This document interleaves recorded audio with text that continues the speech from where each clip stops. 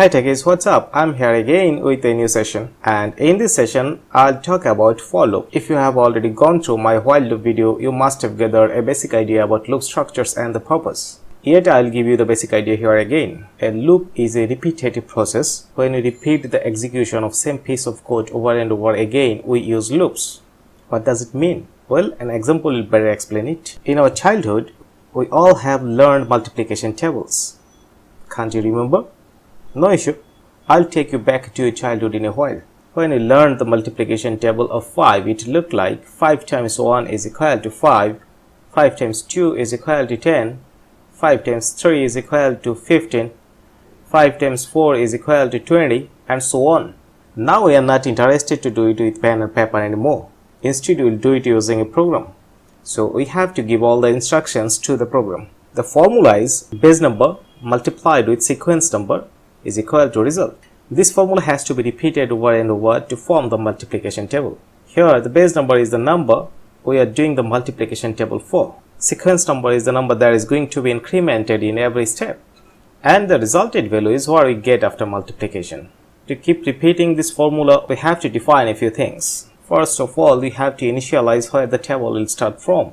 That is the starting sequence number. Then the condition that tells the program up to how many steps it will go on, and the counter that increments after each step of execution. The interesting part is all these factors are related to only one element, that is the index. You have to initialize the index, define the maximum limit through condition, and increment it in each step through counter. Let's see how these factors could be applied in the for loop. For initialization, condition, and then counter, and statements inside the braces. Here the initialization employs only once. Condition repeats over and over as long as it is true. Counter keeps stepping forward the execution until the condition becomes false. Let's start the multiplication table using for loop.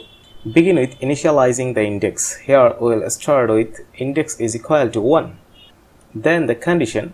If we want to execute the multiplication table up to 6 steps for demonstration, the condition will be index less than or equal to 6.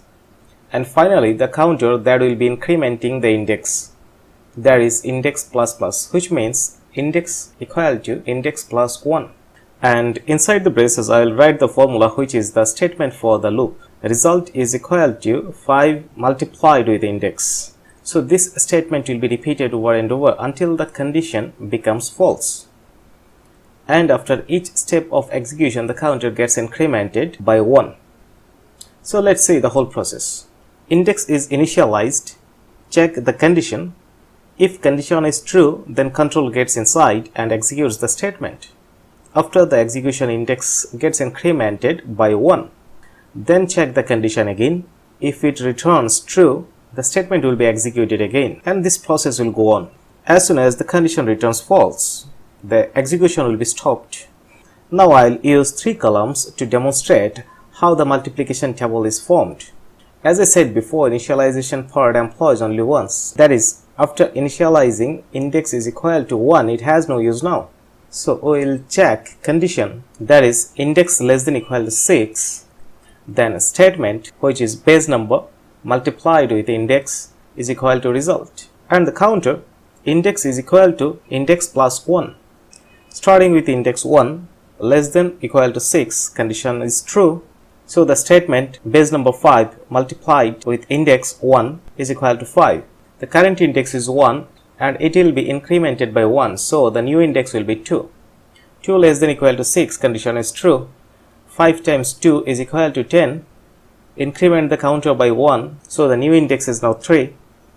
3 less than equal to 6, condition is true. 5 times 3 is equal to 15. Index 3 plus 1 is equal to 4. 4 less than equal to 6, condition is true. 5 times 4 is equal to 20. Then current index 4 incremented by 1, so the new index is now 5. 5 less than equal to 6, condition is true. 5 times 5 is equal to 25. Current index is 5 incremented by 1, so the new index is now 6. 6 less than or equal to 6, condition is true. 5 times 6 is equal to 30. Current index is 6 incremented by 1, So the new index is now 7. 7 less than or equal to 6. Now the condition becomes false. So the execution will be stopped right here.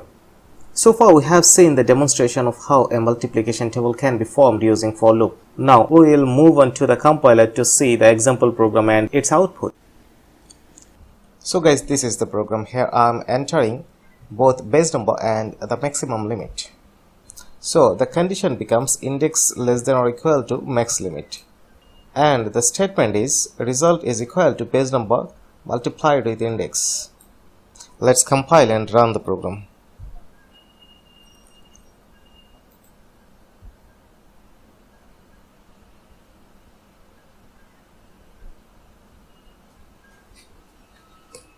Enter base number.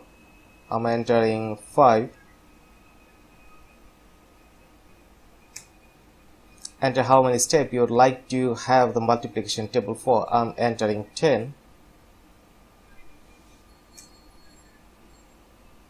The multiplication table is formed up to 10 steps, that is 5 times 1 is equal to 5. Then it will go on up to 10th step. 5 times 10 is equal to 50. You will get the source code of the program in my blog post. I have shared the link in the description below. Okay guys, that's it for today. Hope this video was helpful for you. Let me know if you have any question or comments below in the comment section. If you are new to my channel, don't forget to subscribe. Also, please press the bell icon to get notified.